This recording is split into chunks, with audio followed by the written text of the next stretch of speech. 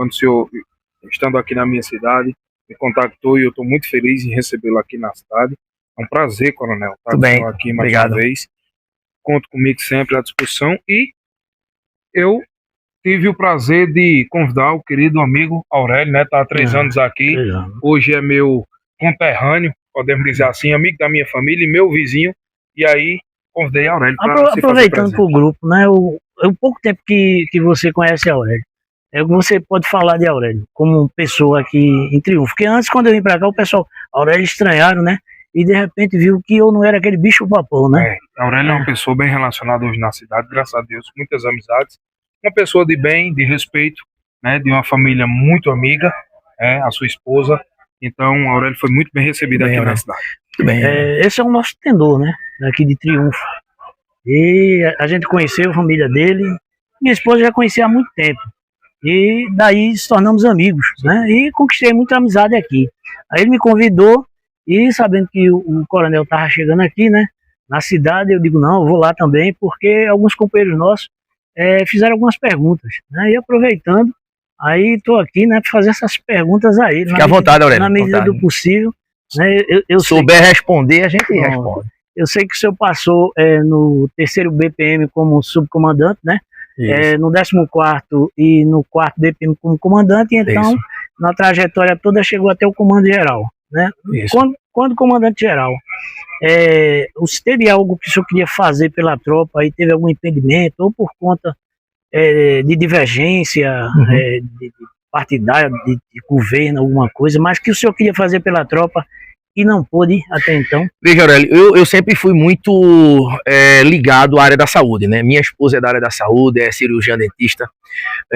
O pai da minha esposa, um subtenente, João Praxedes, já falecido, era do Cefarm, do Centro Farmacêutico, né? Eu sou filho de um policial militar, então eu usei muito a estrutura do hospital. Então a saúde, o hospital, o Ceodonto, o Cefarm, é a extensão da minha casa. Eu nasci na maternidade do Hospital da Polícia. Eu estudei no Colégio da Polícia. Então, eu sou da rede pública e o Colégio da Polícia me marcou. Então, assim, eu tenho um apego muito grande ao Hospital da Polícia. Então, em 2023, a gente trabalhou, junto com a equipe de governo, sim, uma reestruturação do SISMEP, uma reestruturação onde a gente conseguia tirar, na verdade, triplicar a receita, o que entrava da contribuição da gente, tá? Então a gente triplicava, dava pra gente pagar as despesas do hospital na casa de 10 milhões de reais e ficar com 5. Então a gente de 5, o que é hoje mais ou menos a entrada, a gente ia para 15 milhões, sendo que 2023 foi um ano de transição de governo, foi o primeiro ano da governadora Raquel Lira, então o orçamento não era dela, era do governo anterior. Então a gente percebeu que realmente a governadora ficou de mãos atadas no sentido de liberação de recursos, porque o orçamento não era dela. Então, a partir de 24 e 25, o orçamento, né, já do atual governo. Então, em 23, que foi o ano que eu passei, né, nós nos esbarramos nessa questão financeira, porque era preciso enxugar a máquina, era preciso ajustar a casa, é normal, depois de 16 anos, né, de uma outra linha política, né, no governo do estado, no governo de Pernambuco. Então, depois de 16 anos, a arrumação da casa aconteceu em 23, que foi justamente na minha gestão, no meu comando. Então, a gente ficou limitado a esse aspecto. Mesmo assim, a gente apresentou, o documento seguiu para a Secretaria de Administração, para análise, mas terminou ficando, porque haveria também um aporte do governo. Não era só a reestruturação, a nova lei do SISMEP, tinha também uma contrapartida do governo, ou seja, a gente ia cortar na própria carne, o governo ia dar uma contrapartida e a gente avançar no Hospital da Polícia. Então, na época, o travamento foi, na verdade, na questão orçamentária mesmo, que já estava redondinha, já estava, então o orçamento fica difícil de você trabalhar quando não é seu, já veio do governo anterior. Então, a gente acredita, sim, que o governo, né, ele tenha esse olhar, e é preciso que o governo tenha esse olhar para a saúde, que o policial militar ele precisa ir para a rua, mas saber que a retaguarda está segura através de uma estrutura de saúde. Então a gente sabe que o sistema ele está colapsado, né? Eu conheço bem, eu fui diretor de saúde, né, do hospital em 2019, eu fui diretor da DASIS em 2021, que é o ordenador de despesa. Então eu conheço bem a dinâmica. Saúde é cara, tá? Então é preciso haver uma reestruturação da lei do SISMEP na questão das contribuições, porque embora alguns critiquem, né, de que vai ter que aumentar o desconto, mas não tem como a gente resolver o problema do hospital se a gente não fizer pequenos ajustes, desde que tenha realmente saúde, né? O ruim é você reajustar o desconto e não ter nada. O meu comprometimento na época era fazer o refinanciamento, o reajuste, mas ter qualidade. Eu teria 10 milhões para pagar as contas mensais naquela época, ia ficar com 5 milhões sobrando, entre aspas, para fazer investimento da ambulância, da estrutura do hospital. Então a gente ia triplicar o que entra no contra-cheque do policial. Veja, e sem contar com o aporte do governo, que entraria também nesse pacote. Então assim, a gente esbarrou, também eu passei 12 meses, né, eu não passei mais tempo para poder, né, destravar, virar o ano, então ficou pelo meio do caminho, né, essa questão, mas eu acredito sim, a governadora tem sido sensível, Aurélio, em muitas outras áreas, armamento, viatura, coletes, concurso, duplicou a quantidade de policiais.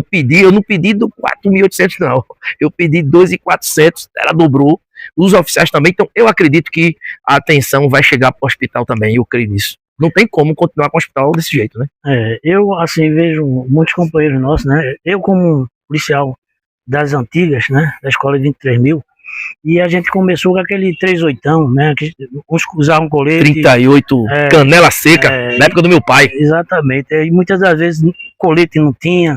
Então a gente pegou o Estado numa situação que o Estado estava defasado, era poucos homens, e que a gente se desdobrava, a gente trabalhava hora extra e não recebia para essas horas extras. Era prontidão em cima de prontidão. Muitas das vezes eu estava largando do serviço administrativo e ninguém sai. E a gente tinha que ficar. Ou seja, a gente deu a nossa vida, a gente deu o nosso suor para sustentar os pilares da segurança pública do Estado. Eu acho que nada mais justo do que hoje o Estado de Pernambuco reconhecer esses veteranos, né, e dar uma assistência melhor aos policiais que passaram por todo esse sofrimento, que merecem o respeito. Aí eu vejo muitas das vezes essas festividades que tem, né, do própria polícia, chama os veteranos, aí poxa, eu olho assim, marchar de novo, eu marchei tanto, então não está na hora de reconhecer como os policiais americanos que são tratados como heróis, que de fato são e que somos também. Se for pegar os nossos policiais e levar para os Estados Unidos, o que a gente se sacrifica aqui, os policiais americanos não passam por isso. Então nós sentimos na pele, né? E muitos não chegaram nem ver o fim das faixas salariais, que já partiram com essa Covid. A gente fica muito triste e aproveita para pedir ao governo do Estado que o governo do Estado reconheça esses cidadãos, esses policiais que foram a base e que sustentaram o Estado no momento mais difícil da vida deles, que não tinha efetivo suficiente e trabalhávamos dobrado. Então, alguns colegas meus me perguntou também a respeito do FUNAFIM. O que o senhor poderia falar sobre o FUNAFIM? É outra pauta que eu acredito que tem que ser revista, né? O FUNAFIM ser descontado do veterano, principalmente de quem está na guarda militar. Porque o valor da guarda que é pago já está defasado há muito tempo. Então, assim, descontando ainda o FUNAFIM, você está aposentado, está pagando mais ainda. Então, assim, são legislações que precisam ser revistas, né, e analisadas para valorizar, como você está dizendo, valorizar, né, o policial veterano como eu. Há um ano que eu estou na reserva remunerada, né? Algumas coisas a gente conseguiu destravar ainda no comando geral para que o veterano desse aula. Hoje o veterano dá aula. Eu estou dando aula na academia de polícia militar, curso do CFO, né? Então, coisa que a gente não podia. Então, tem muitos outros veteranos, graduados, oficiais, que estão também dando aula. Era um travamento. Então, isso aí, né, foi já destravado. Tem que repensar FUNAFIM, tem que trabalhar essa legislação. Eu acredito que seja preciso também, como você bem colocou, a questão dos valores desatualizados da guarda militar.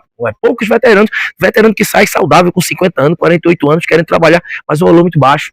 Então, tudo isso, com certeza, são pautas aí que devem ser analisadas e trabalhadas. Como eu não trabalho na guarda, eu não sei falar sobre isso. Mas me diga uma coisa, quando a pessoa entra na guarda, ele fica como ativo fosse?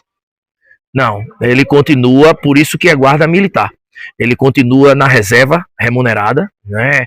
Você está à disposição de ser empregado em qualquer momento de guerra, ou se for assim, você está na reserva remunerada. E como o nome diz, né? Estou na reserva, mas estou dando aula. Você pode participar e ser convocado pelo comandante-geral para missões aí. Pergunta, né? Porque eu pensei assim, poxa, se ele está trabalhando e fosse como ativo fosse, no mínimo seria justo que ele recebesse uma promoção como pessoal da ativa. Eu gostaria de falar assim também, que a gente vê que na vida política todo o processo é mais voltado para o pessoal da ativa e é esquecido os aposentados e pensionistas. Né? Eu gostaria que o governo do estado olhasse com mais carinho os aposentados que têm história, os pensionistas, né, que foram vítimas do que já teve a perda do esposo, né? De repente, com esse salário baixo que nós temos, infelizmente, e a falta de assistência à saúde, e o que acontece, né? Então a gente gostaria de um respeito, uma coisa mais carinhosa, aproveitando para a governadora do estado, né, uma coisa mais carinhosa para com a gente, porque nós deixamos uma história, um legado, sustentamos a base da segurança pública, e hoje somos histórias, somos heróis, né, os verdadeiros heróis, talvez até mais do que os americanos, porque trabalhávamos sem condições. Então, tem uma valorização que está acontecendo, né? Nos próximos dias, eu acredito que seja amanhã, dia 21, a diretoria de inativo está sendo transformada em diretoria do veterano, né? A DVP, pensionista. Então, é mais uma valorização, um atendimento específico para o veterano, né? Canção do veterano. Porque, assim, as honras para o veterano. Então, o pessoal da tem se trabalhado. Tem uns cursos que especializa eles. Por que não faz alguma coisa também voltada para o veterano?